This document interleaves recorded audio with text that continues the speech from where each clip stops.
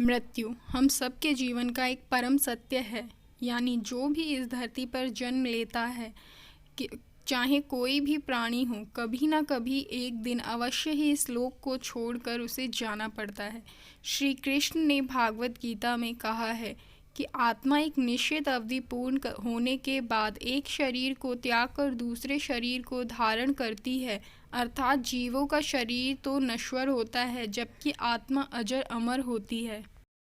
दोस्तों, अब आप ये सोच रहे होंगे कि अगर आत्मा अमर है तो किसी की मौत या फिर शरीर के नष्ट हो जाने के बाद आत्मा का क्या होता है।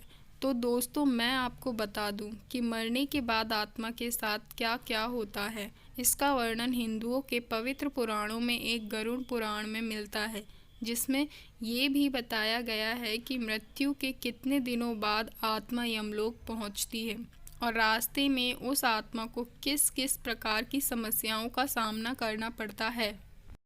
हिंदू धर्म के गरुड़ पुराण के कथा के अनुसार एक दिन भगवान विष्णु के प्रिय सेवक और उनके वाहन गरुड़ जब भगवान विष्णु से पूछते हैं कि हे श्री हरि, मैं ये जानना चाहता हूँ कि जब इंसान की मृत्यु हो जाती है तब मृत्यु के बाद उस प्राणी के साथ आत्मा का क्या होता है और उस प्राणी की जीवात्मा कितने दिन के बाद यमलोक पहुँचती है। तब भगवान विष्णु अपने वाहन गरुड़ से कहते हैं कि हे गरुड़, जब कोई जीव अपना शरीर त्याग करता है यानी उसकी मृत्यु होती है तो उस जीव की आत्मा 47 दिनों के बाद यमलोक पहुंचती है और इन 47 दिनों के अंदर उस जीव की आत्मा कई प्रकार के दुखों और यातनाओं को सह कर गुजरना पड़ता है। आगे भगवान विष्णु कहते हैं कि जब भी किसी जीव की मृत्यु होने वाली होती है तो सबसे पहले उस प्राणी की आवाज़ चली जाती है और जब अंतिम समय आता है तो मरने वाले व्यक्ति को कुछ पल के लिए दिव्य दृष्टि मिलती है। इस दिव्य दृष्टि से मनुष्य अपने जीवन में किए हुए अच्छे बुरे सभी कर्मों को, संसार को एक रूप में देख रहे हैं। लगता है उस जीव की संपूर्ण इंद्रियां शिथिल हो गई हैं।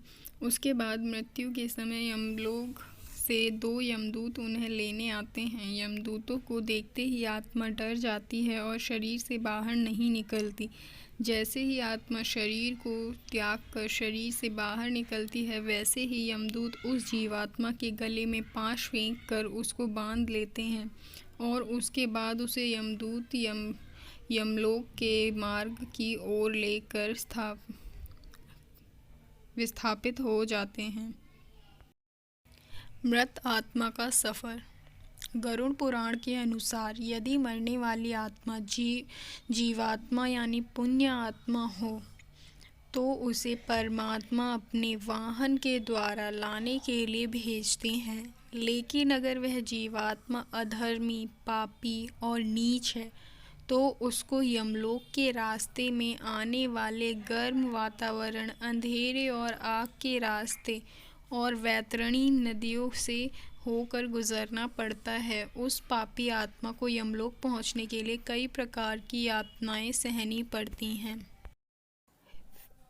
फिर उसी दिन उस आत्मा को आकाश मार्ग से वापस उसी के घर में छोड़ दिया जाता है जिस घर में उसने अपना शरीर त्याग दिया था, ताकि उसके घर वाले उसके लिए रसोई का कर्म कर सकें।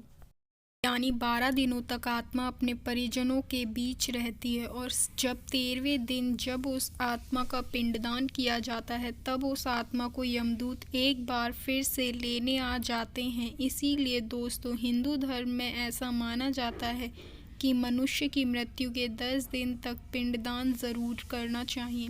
पिंडदान से सूक्ष्म शरीर को चलने की शक्ति मिलती है। फिर भी इसके बाद आत्मा का यमलोक तक का सफ़र अत्यधिक कठिन होता है। उसके बाद शुरू होती है वैतरणी नदी को पार करने की यात्रा। अगर मनुष्य जीते जी गोदान करे तो उसी गाय की पूंछ पकड़कर वह वैतरणी नदी को पार करता है। अन्यथा इस नदी को पार करते समय भी पापी जीवात्मा को कई यातनाओं से होकर गुजरना पड़ता है। गरुड़ पुराण में वैतरणी नदी को गंगा नदी का रौद्र रूप कहा गया है। इस नदी से हमेशा आग की लपटें निकलती रहती हैं, जिसके कारणवश यह देखने में लाल दिखती है। इस नदी से गुजरते समय जीवात्मा को कई खतरनाक जीवों का दंश पड़ जाता है। इस नदी से गुजरते समय आत्मा को ऐसा महसूस हो रहा है जैसे कि कोई उसे इसमें डुबोना चाह रहा हो। वैतरणी नदी को पार करते समय उसे पीव से भी गुजरना पड़ता है।